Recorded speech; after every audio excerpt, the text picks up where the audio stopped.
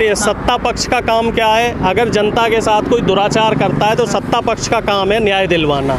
अब इस समय सत्ता पक्ष ही दुराचार कर रहा है, सत्ता पक्ष ही मारने पे आमादा है, तो विपक्ष क्या करेगा? विपक्ष, आप बताइए, अगर जिसके साथ ये दुर्घटना हुई है, विपक्ष वहाँ जाके उनको तसल्ली और शांति और ढांढस भी नहीं बता सकता। अगर इसको आप राजनीति कहते हैं, इसको आप गिद्ध राजनीति कहते हैं, तो इस देश में इस तरह की गिद्ध राजनीति होनी चाहिए।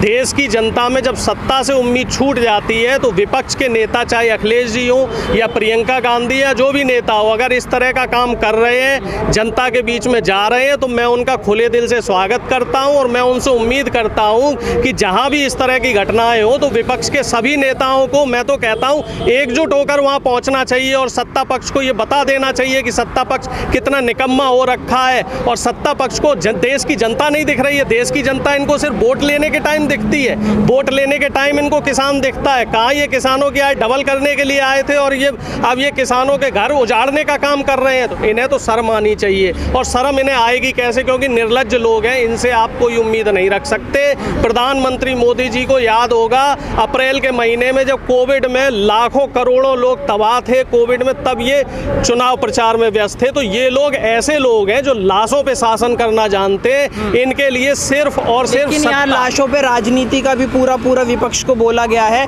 कि ये लाशों पे राजनीति करने आए हैं, सहानुभूति कुछ नहीं है। लाशों पे राजनीति बीजेपी करती है। ये लोग सिर्फ जिन लोगों के साथ दुराचार हुआ है उनको इंसाफ दिलवाने का काम कर रहे हैं। विपक्ष अपना काम पूरी ईमानदारी से निभा रहा है। विपक्ष की भूमिका क्या होती है? शासन सत्ता पक्ष जो गलतियां करे वो काम होता है विपक्ष को, विपक्ष के लोगों को वो काम बताना।